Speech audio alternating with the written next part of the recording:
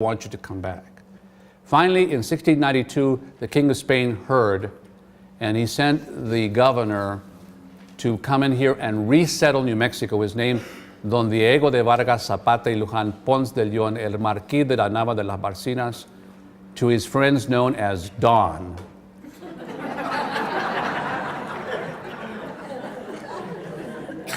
And the Spanish governor was given this direction by the King of Spain. I want this to be a re-entry and a resettlement. I want it to be peaceful. No quiero que sea una carnicería. That's a direct quote from the King of Spain. You know what that means? I want the settlement to be peaceful. I do not want it to be a butchery. In other words, don't do the same stupid things you did before, tontos. So Don Diego de Vargas came up and, bringing the statue of our Blessed Mother, camped outside Santa Fe, which had now been taken over by the Tano Indians. And he started parleying with them. He started talking to them. Isn't that novel?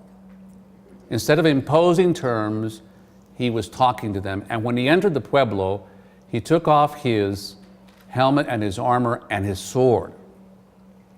That's why I'd like to affirm the Fiesta Council's decision not to have Don Diego de Vargas walk into the church for all the ceremonies of the fiestas with a sword.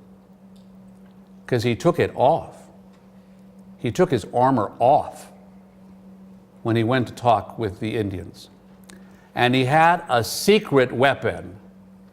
Not only did he have his faith in the Blessed Mother, whom he asked to intercede on his behalf, but he had hot chocolate. You see, chocolate came from the Valley of Mexico, and the Indians there had introduced it to the Spanish, and we all know how yummy chocolate is. Well, the Indians here had never seen it. It's a tropical kind of dish. So he would make hot chocolate on the open fire, and with the elders of the community of the Indians, he treated with them, and they came to an agreement that the city of Santa Fe would be peacefully resettled. That's what the fiestas are about. Not the conquest of one people over the other.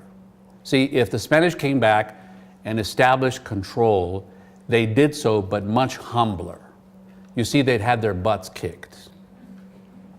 They came back much humbler, willing to accept the Indians as partners in settling this harsh land. And the Franciscans came back, not wanting to obliterate the Indian religion, but now saying the Indian religion is like the Old Testament. It's fully wonderful and beautiful. It's just waiting for Jesus, that's all. We don't have to obliterate the native religion to tell them about Jesus. In 1692, we have the birth of new Mexican culture. You know, you go to Mexico City, there is a plaza there called La Plaza de las Tres Culturas. It's very impressive.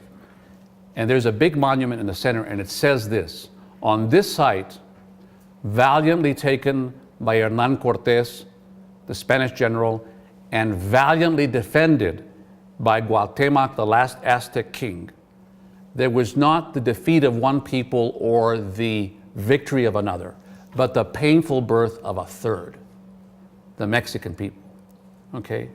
If you can understand that sentiment, that's what happened in 1692. It was not one people winning a victory over the other or another people being defeated. It was the painful birth of our new Mexican culture.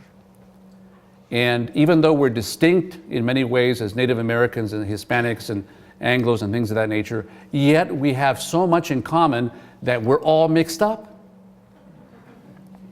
Like, for example, I'll give you a few examples. We like to call the enchiladas, burritos, chimichangas, and all that kind of stuff Spanish food. A little secret, it ain't. I've been to Spain many, many times. I have never found an enchilada. I've never found chili, red or green. I've never found corn. They eat a lot of fish. They eat a lot of pork, and their food's very mild. Where do we get the chili from? The Indians. Thank you. Thank you, Indian brothers and sisters, yes, for that wonderful gift. Otherwise, our food would be boring. And yet, on the other hand, we call turquoise and silver jewelry Indian, but it's really Spanish in origin because the Indians didn't know how to work silver before the Spanish arrived. You see what I'm saying? We're so mixed up, we don't know where one ends and the other one begins. You know, and we even intermarry. Yes, we do. I don't think there's a single Spanish family in New Mexico that doesn't have some Indian blood, and I doubt there's any Indian family that doesn't have some Spanish blood back somewhere, no? So we're all mixed up there. Even my great-grandmother was Apache. One of our Indian princesses, Jicarilla. That's right, my grandmother was Jicarilla Apache.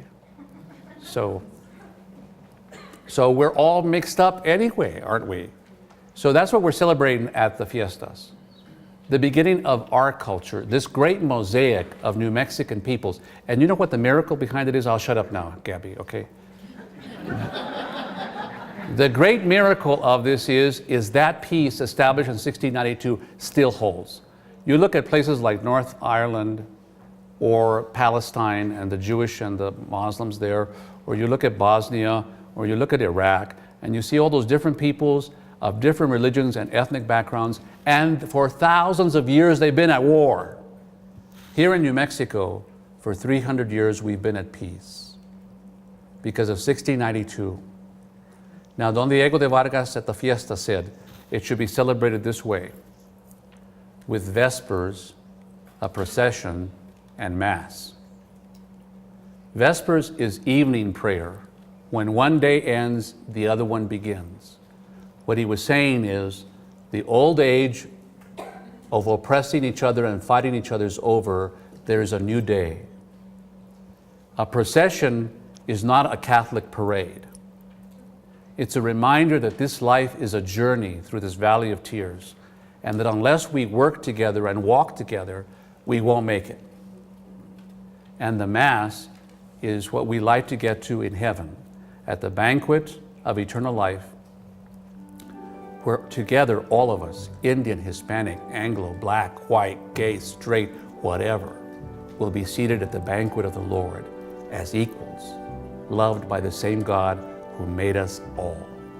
That's what the Fiestas is about.